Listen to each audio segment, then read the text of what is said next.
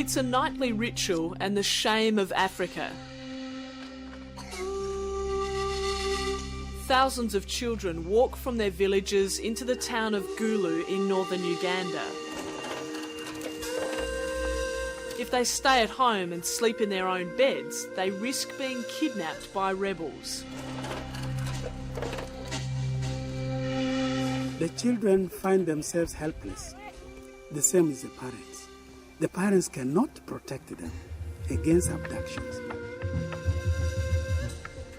In the past year, more than 5,000 children have been abducted. It's a savage and depraved conflict that has stolen the lives of a generation. As an outsider, it's difficult to comprehend, but this exodus has become part of everyday life here in Gulu. The locals know that if they stay at home at night, they're at risk of being abducted, mutilated or killed by the rebels. After dark, these back roads are on the front line of one of Africa's most brutal and pointless conflicts, a war which is destroying the lives of thousands of children.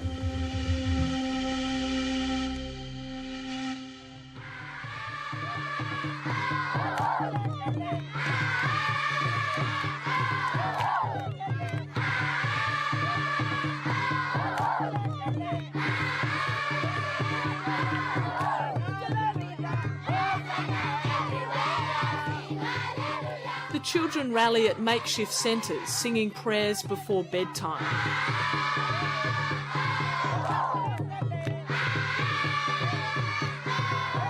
Every night, around 15,000 youngsters gather in the relative safety of the town.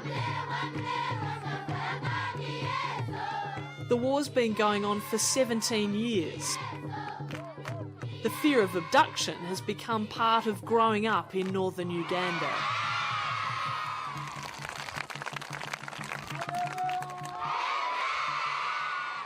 Society depends on the children. Without the children, there is no future for a society, for any society, whether it be the church or civil society, nothing. These children survived capture by a brutal militia, bizarrely called the Lord's Resistance Army, the LRA. They've escaped and they're sheltering at a centre run by World Vision in Gulu. Many were forced to serve as child soldiers with the LRA, and some were forced to kill.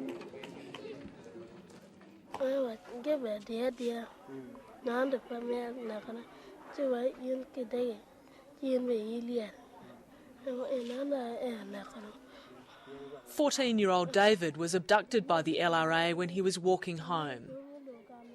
We've concealed his identity and changed his name to protect him. The rebels ordered David to kill his father.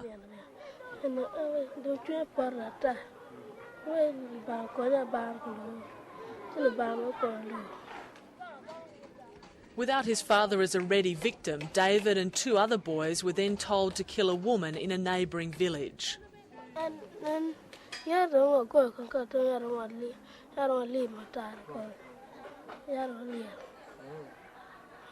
The woman begged for her life. It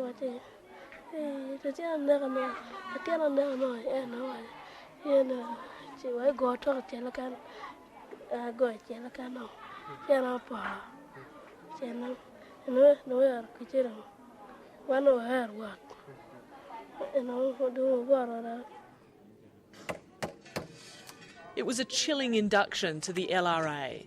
The rebels routinely forced the children they kidnapped to kill family members or neighbours in the hope that they'll be too scared to go home. David was also trained to fight.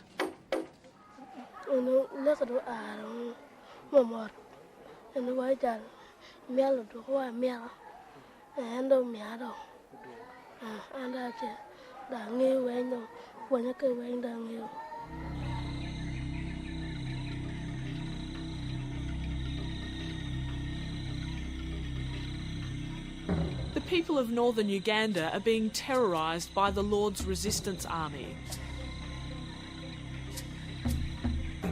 The LRA is a guerrilla group which hides in the bush and rarely shows itself.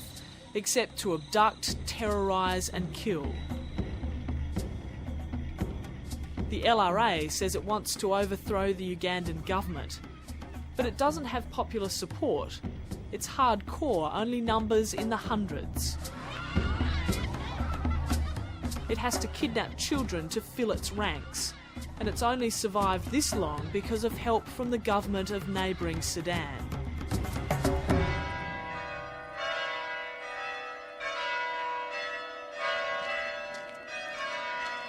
The local Catholic clergy in Gulu know the LRA rebels better than most. Trying to get the right channel.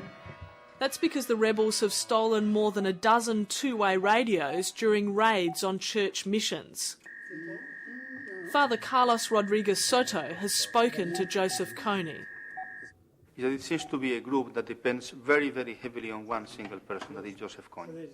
He told us that he was declaring a ceasefire on the 3rd of March, and we had some hope that if that was true, it could open the path for a negotiated settlement, but that ceasefire was never respected. The church is calling for an end to the fighting. John Baptist Adoma is the Catholic Archbishop of Gulu. He says the war has gone on for too long. Some sense of humility is needed, because 17 years is quite enough time. Eh? If it was 3-4 years, well, that is understandable. 17 years, and there is no immediate end to it. We can't say it is going to be finished soon. No. Archbishop Adoma is one of the few outsiders to have met and negotiated with the rebels. So what you do is... He doesn't excuse the LRA, but believes the government should start talking to them. That is a signal. I think the government needs to do more. It cannot say, I have done enough, unless this war is stopped. And also the LRA have to do something greater than what they have done so far. But Uganda's president isn't looking for advice. He's confident that he can end the war by force. There'll be no negotiations. Why don't the Americans negotiate with Al-Qaeda? You must know that there are groups which are beyond the boundaries of negotiations. Uganda has asked the United States to help with intelligence and logistics, but it doesn't want US troops on the ground. Why not ask for some international help? We don't need international help to defend ourselves. I always hear that question, but what are we for if we can't defend ourselves?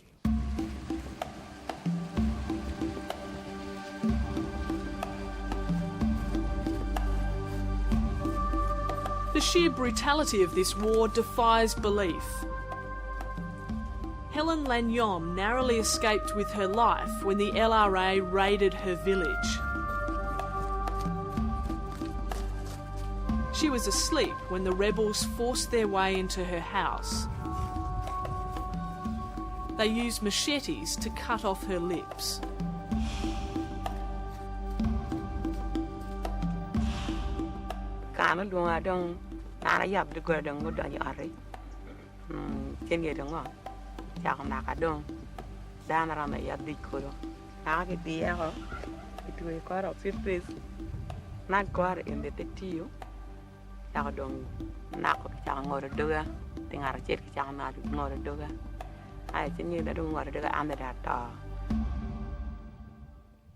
How young were the rebels who did this?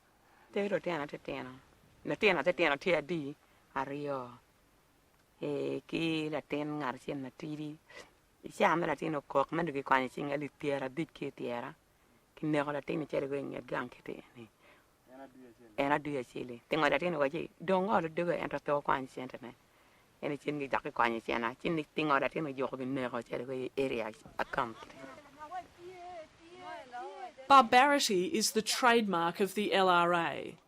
The victims are mutilated and sent back to the community as a warning.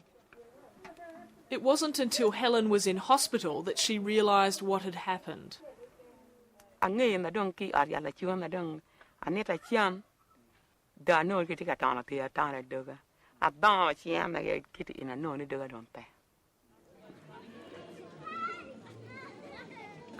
that's been going on and off for 17 years.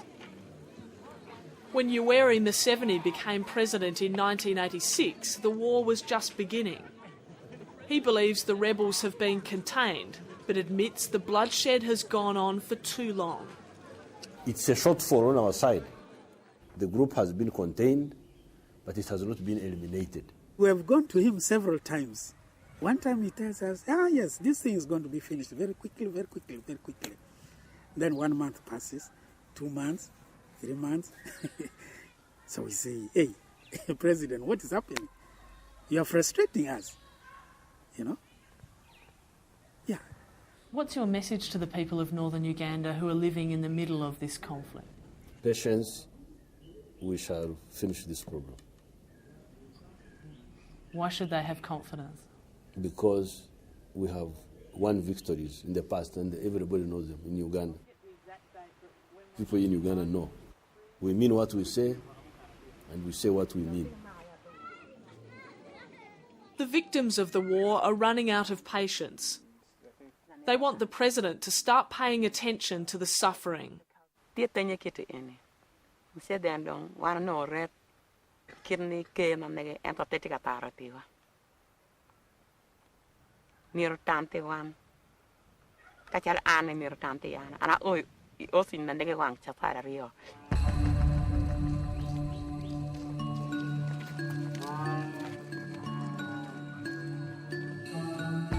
Agnes Laluru knows the violent tactics of the LRA.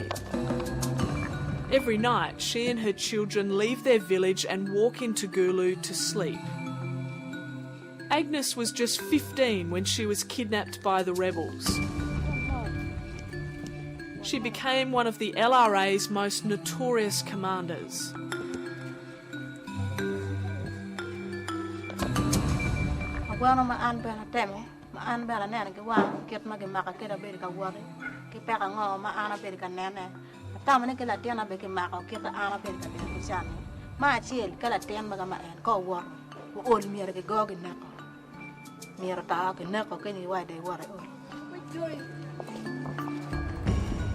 Agnes fears that the rebels will come back for her and her family. Each night she checks her children into a local school where they'll be safe. She knows the horrors of the LRA firsthand.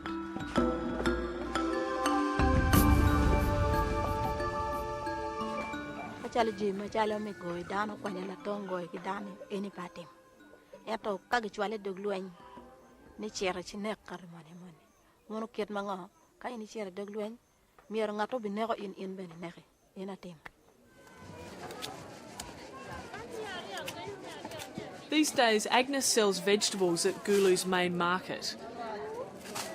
Her bloody past unknown to most of her customers. She's trying to leave the war behind.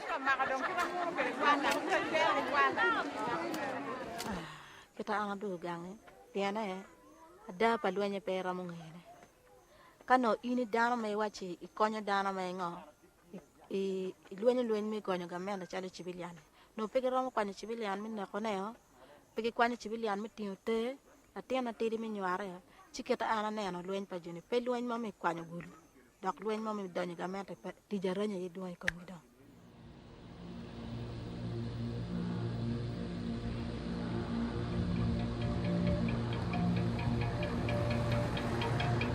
Northern Uganda is under siege. 6 days a week, heavily armed Ugandan soldiers ride shotgun as the United Nations World Food Programme delivers aid.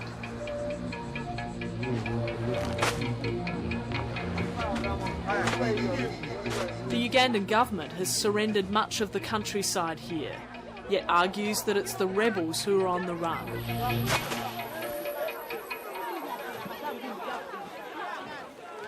For the last 3 months, there has been rebel surrendering in very big numbers. At times when they surrender, you find that they come with their guns, and in their magazines there are no ammunition, there are no bullets. Then those are the indicators that really they cannot fight longer because they don't have the means of making war. This is Lieutenant Mua's family home. When he was growing up, there was no risk of abduction by the LRA.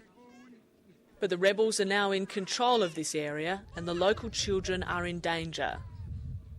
These people are abducting children because they want to use them as human shields, just as human shields. That is it. If they are the political wing, they should have talked to the people. The people would understand the suffering in which they are in. Then they willingly come out and join hands with the rebels and they fight. The war has forced more than 800,000 people from their homes in northern Uganda. Local families have been reduced to this, lining up for food aid.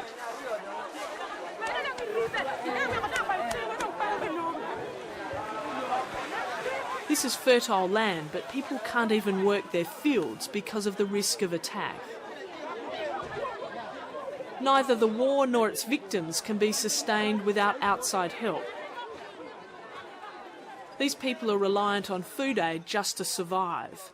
As for the rebels, they've been armed by the government of Sudan to the north, and as long as the flow of weapons and ammunition continues, so too will the conflict. The government claims some diplomatic progress with Sudan, but it hasn't made life any easier for these people. We've been having a discussion with the Sudan government. They seem to have reduced, if not completely eliminated, their support for these terrorists. Yet in recent months, the abductions and killings have increased. More than 80% of the people in this region have been herded into camps.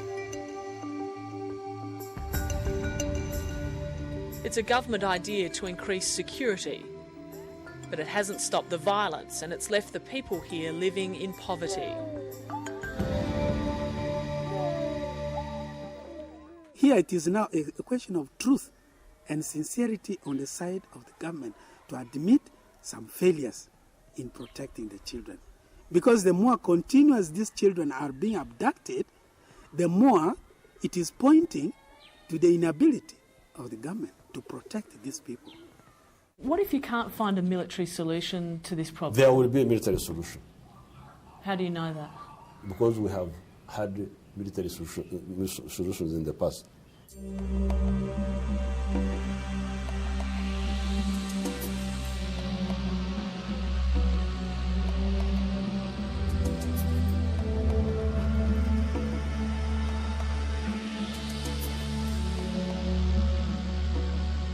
The people of northern Uganda and the war which has ruined thousands of lives have largely been ignored by the outside world.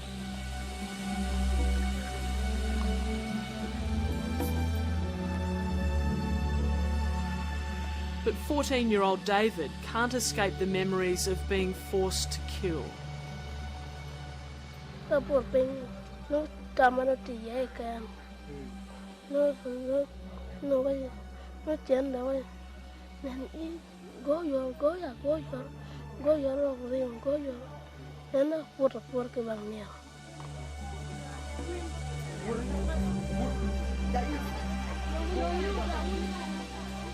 This gruesome conflict has left a scar that runs across the generations.